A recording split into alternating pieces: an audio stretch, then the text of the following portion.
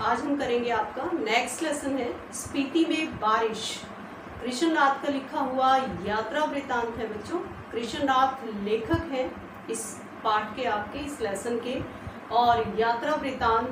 भी हिंदी साहित्य की एक विधा है, यानी कि एक प्रकार है जिस प्रकार से कहानी, उपन्यास, नाटक, रिपोर्टाज, संस्मरण ये सब कुछ होते हैं, उसी प्रकार से यात्रा वृतांत भी साहित्य का एक प्रकार है। और यात्रा वृतांत यानी कि कहीं की यात्रा का वर्णन उसमें होता है बच्चों। जब भी कोई साहित्यकार या लेखक किसी भी स्थल की यात्रा करते हैं और वहाँ के अनुभवों को अपनी लेखनी के माध्यम से, अपनी रचनाओं के माध्यम से साझा करते हैं, उनके ऊपर प्रकाश डालते हैं, उनका वर्णन करते हैं, तो ऐसी रचनाओं को यात्रा वृतांत कहा जाता है। तो स्पीति में बारिश कृष्णनाथ का लिखा हुआ यात्रा वृतांत है। तो स्पीति का वर्णन इसमें लेखक ने किया है कि वो कहाँ पे स्थित है, किस प्रकार से लोग वहाँ पे रहते हैं, वहाँ पे जीवन यापन करना कितना कठिन है, और उसका प्राचीन जो इतिहास है स्पीति का, उसके बारे में लेखक ने वर्णन किया है। और स्पीति में जो बारिश है वो ना के बराबर होती है, कभी कभार ही वहाँ पे बारिश होती है, वर्षा होती है। स्पीति के लोगों को नहीं पता कि बारिश या वर्षा ऋतु या पावस जो ऋतु है वो क्या होती है। तो किस प्रकार से बच्चों स्पीति के पूरे इतिहास के ऊपर, वहाँ के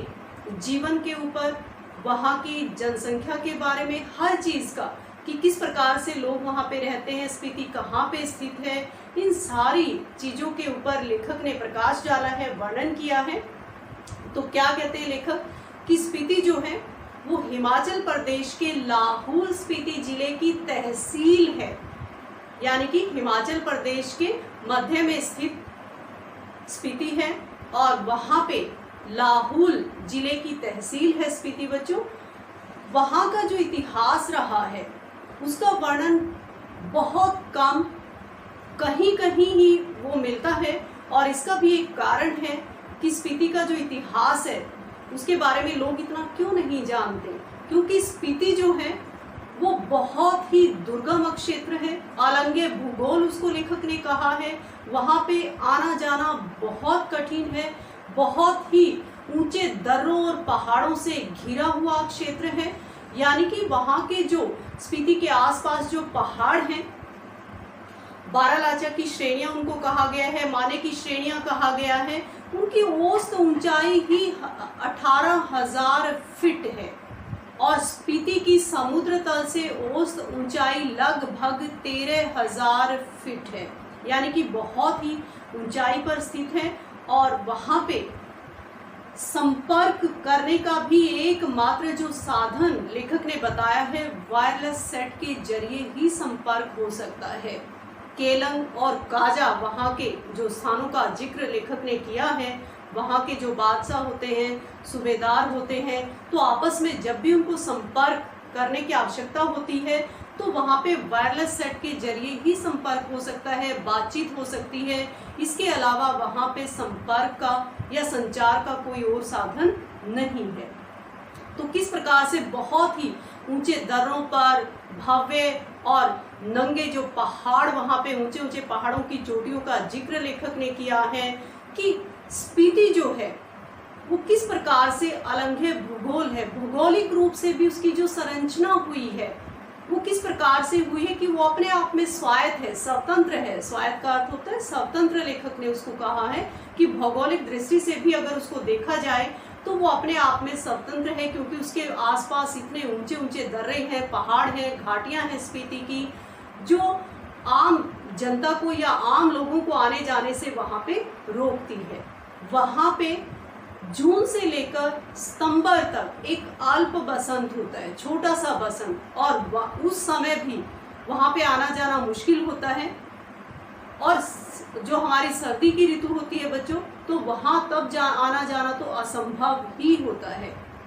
तो लेखक ने स्पीति का जो प्राचीन इतिहास हमें बताया है कि प्राचीन काल में किस प्रकार से जो स्पीति थी,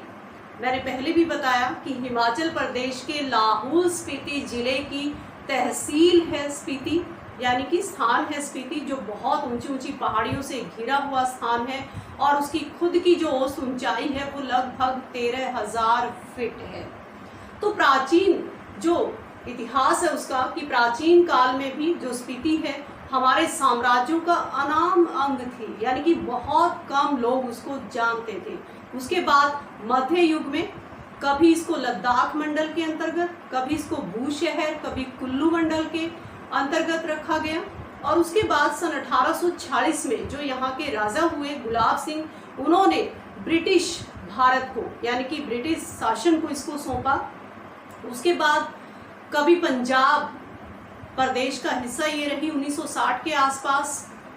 1873 में स्पीति रेगुलेशन भी पास हुआ बच्चों, यानी कि कानून बनाया गया कि किस प्रकार से वहाँ के जो कागजी कामकाज हैं उनकी देखरेख कौन करेगा। तो ये सब कुछ उस रेगुलेशन में जो वहाँ के नोनो हैं उसको अधिकार दिए गए। नोनो का अर्थ होता है स्थानीय जो शासक है, वहाँ पे उसको घोषित किया गया, बनाया गया कि स्पीति के सारे जो कानूनी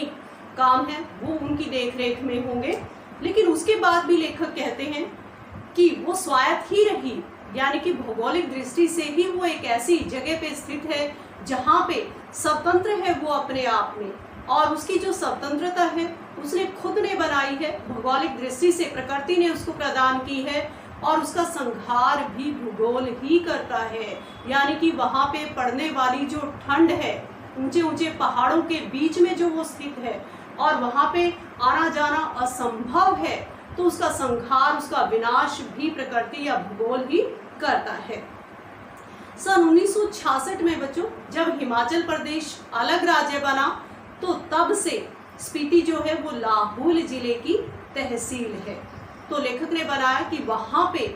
जनजीवन जो है लोगों का बहुत ही कठिन परिस्थितियों से घिरा हुआ है, बहुत ही कठिनाई में है लोग वहाँ पे, और लाहौल जिले से भी कम जनसंख्या है। और बड़ी ही हैरानी की बात है कि इतनी कम जनसंख्या भी वहाँ पे कैसे जीवित है। प्रति वर्ग 4 से भी कम लोग वहाँ पे बच्चों रहते हैं, और लेखक को इस बात का अचरज होता है, आश्चर्य होता है कि इतने लोग भी वहाँ पे कैसे रहते हैं, किस प्रकार से अपना जीवन यापन करते हैं। 8-9 महीने पूरी दुनिया से कटकर वो अपना जीवन जीते हैं, यानी कि इतनी बर्फ, इतनी ठंड वहाँ पे होती है, कोई आ जा नहीं सकता। प्राचीन काल में भी जब कोई संदेश वाहक वहाँ तक पहुँचने का प्रयास करता, तो छोटा सा जो अल्प बसंत मैंने बताया जून से लेकर सितंबर तक का, वो रास्ते में ही उसका बीत जाता था, और संदेश भेजने का और कोई जरिया वहाँ पे है नहीं। तो 8-9 महीने तक पूरी दुनिया से कट कर रहना और किसी प्रकार का जीवन यापन के, जीवन जीने के जो साधन हैं वो उनके पास नहीं है। यानी कि बहुत अधिक जब ठंड पड़ती है तो लकड़ी तक उनके पास नहीं होती कि वो अपने घर गर्म कर सकें। और इसके अलावा वहाँ पे जो फल हैं, सब्जियां हैं, फल तो कोई होता ही नहीं है, और किसी प्रकार की हरियाली वहाँ पे नहीं है, बारिश वहाँ पे ना के बराबर होती है, वर्षा ऋतु वहाँ पे नहीं होती है। जो फसलें हैं, जिसमें मुख्य जो फसल है उनकी जौ है, सरसों है, मटर है, गेहूं है। मुख्य जो फसल है वो जौ है, 2 प्रकार का जो जौ है वहाँ पे होता है, और इसके अलावा किसी प्रकार की कोई फल या सब्जी उन लोगों के पास जीवन जीने के लिए नहीं है। तो बहुत अधिक कठिनाई का जो सामना है लोगों को वहाँ पे करना पड़ता है। तो जब लेखक वहाँ पे जाते हैं, ये सारे जो अनुभव हैं लेखक को होते हैं कि किस प्रकार की श्रेणियों से, किस प्रकार की पहाड़ियों से या ऊंचे ऊंचे दर्रों से, चोटियों से ये घिरा हुआ है, और यहाँ पे फसलें ना होने का जो कारण क्या है, फल या सब्जियां ना होने का कारण क्या है, कि स्पीति घाटी है, पारा नदी है, और स्पीति नदी भी जिसको कहा जाता है उस घाटी को, कि पानी तो वहाँ पे है लेकिन उनका तट इतना चौड़ा है कि किसी काम में वो नहीं आ सकता, यानी कि सिंचाई के जो साधन हैं वहाँ पे नहीं है, बारिश होती नहीं है, ठंड बहुत अधिक पड़ती है। तो इस कारण से जीवन यापन की जो ये सारी सुविधाएं हैं वो उन लोगों के पास नहीं है। और वहाँ के जो दर्रे हैं, वहाँ की जो पहाड़ियां हैं, चारों तरफ जो स्पीति के बनी हुई है, उन पहाड़ियों की औसत ऊंचाई 18,000 फीट है, और कई पहाड़ियों की जो ऊंचाई है वो तो 24-25 हजार या 26,000 फीट तक भी है, जो स्पीति को पूर्व में तिब्बत से, पश्चिम में लाहौल से, दक्षिण में किन्नौर से, उत्तर में लद्दाख से अलग करते हैं। तो इस प्रकार का कठिन जो जीवन है बच्चों, वो लोगों को जीने के लिए विवश वहां पे होना पड़ता है।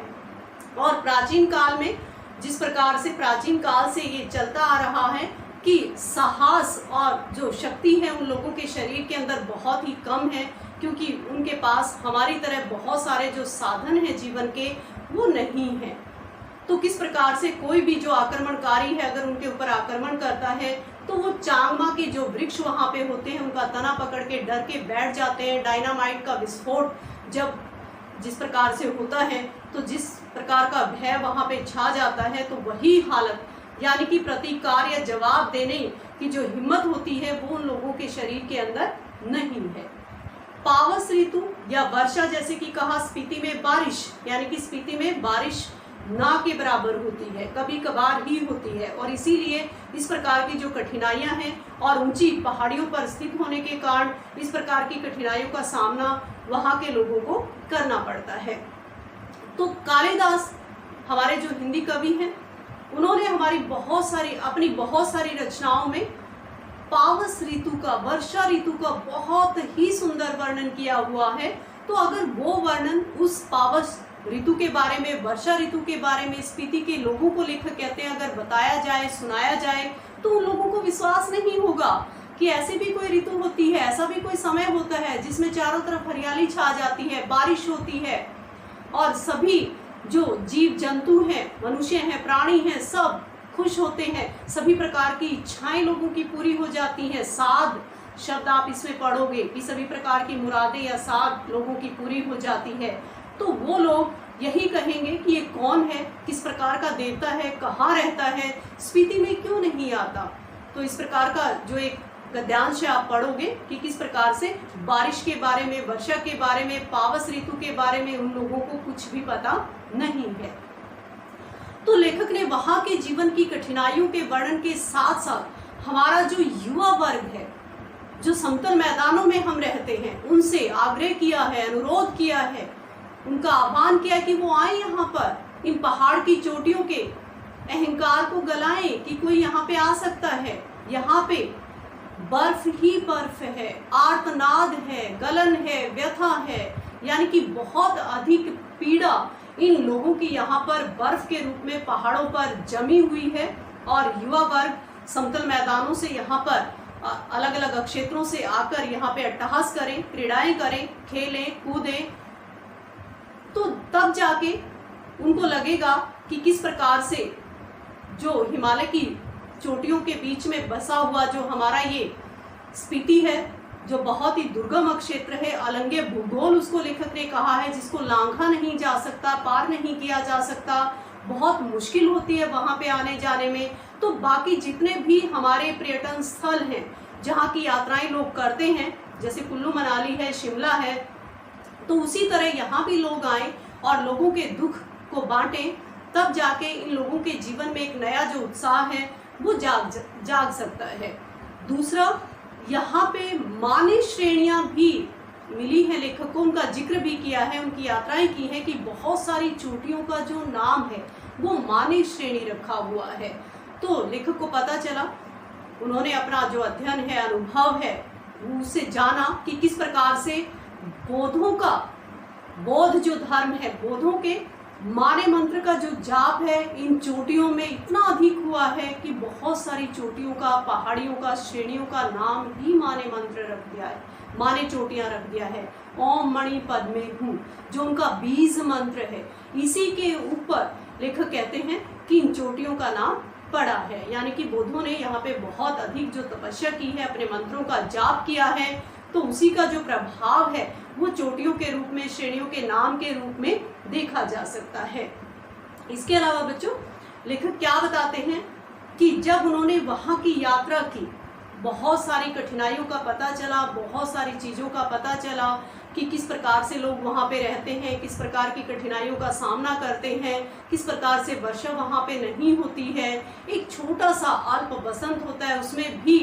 15 डिग्री वहाँ का तापमान रहता है, और शरद ऋतु में तो वहाँ पे सब कुछ जम जाता है, यानी कि बर्फ इतनी अधिक पड़ती है कि आना जाना असंभव होता है। संपर्क का भी एकमात्र जरिया, जैसे मैंने पहले बताया है कि वायरलेस सेट के द्वारा ही वहाँ पे संपर्क हो सकता है। इसके अलावा लेखक ने बताया कि जब हम वहाँ की यात्रा कर रहे थे अपने साथी जो साहित्यकार हैं उनके साथ लेखक यानी कि कृष्णनाथ जी ने, तो उस रात वो काजा के डाक बंगले में रुके हुए थे और लेखक को सुनाई देता है बाहर की शायद बारिश हो रही है, और जब वो अपनी खिड़की से देखते हैं तो बहुत अंधेरा होता है, दिखाई कुछ नहीं देता, केवल आवाज़ वो सुन सकते हैं और वो अनुभव करते हैं कि बारिश, स्पीति में बारिश हो रही है। तो लेखक बहुत खुश होते हैं खुद भी, और ठंड बहुत बढ़ जाती है बारिश होने के बाद और भी वहाँ पे, जब कभी कभार वहाँ पे बारिश होती है। तो सुबह जब वो उठते हैं तो लोग उनका धन्यवाद करते हैं कि आप हमारी स्पीति के लिए बहुत ही सौभाग्यशाली हैं, यानी कि आपके कारण ही या आपके कदमों के कारण ही यहाँ पे बहुत दिनों के बाद स्पीति में बारिश हुई है। तो इस प्रकार से बच्चों लेखक ने स्पीति में बारिश, जो हिमाचल प्रदेश के लाहौल जिले की तहसील है, और इसका प्राचीन इतिहास कैसा रहा, कब किस किस के अंतर्गत ये रही, और ये सब कुछ होने के बाद भी स्पीति अपने आप में स्वायत्त कैसे है, स्वतंत्र कैसे है, आज़ाद कैसे है, उसकी भौगोलिक जो संरचना है किस प्रकार से उसको स्वतंत्र बनाए हुए है, और उसका संहार भी भूगोल ही करता है, किस प्रकार से वहाँ पे लाहौल जिले से भी कम जनसंख्या है, यानी कि अलग अलग समय पर अलग अलग जो जनसंख्या की गणना वहाँ पे की गई है तो बहुत ही कम है, प्रति वर्ग 4 से भी कम लोग वहाँ पे रहते हैं। और उसके बाद भी आश्चर्य लेखक को होता है कि इतने कम लोग भी क्यों रहते हैं, तो या तो अपनी मातृभूमि के लगाव में रहते हैं या कहीं जाने की जो जगह है वो उनको नहीं है, यानी कि स्पीति को छोड़कर वो जा नहीं सकते हैं। तो किन किन दिक्कतों का सामना वहाँ के लोगों को करना पड़ता है, ये सारा वर्णन लेखक ने अपने इस यात्रा वृतांत में किया है बच्चों, और इसको अच्छे से करना है। 3 जो क्वेश्चन है वो मैं आपको पूछ रही हूँ, और इनका जो जवाब है आपने कमेंट सेक्शन में देना है बच्चों। कि सबसे पहले तो केलंग से स्पीति कितने मील दूर है। केलंग और जो काजा है उनका जिक्र मैंने किया कि केलंग से स्पीति कितने मील दूर है, और समुद्र तल से स्पीति की औसत ऊंचाई कितनी है। समुद्र तल से स्पीति की औसत ऊंचाई कितनी है। स्पीति की रक्षा लेखक के अनुसार स्पीति की रक्षा कौन करता है। इन तीनों सवालों का जो जवाब है आपने कमेंट सेक्शन में करना है बच्चों। Thank you.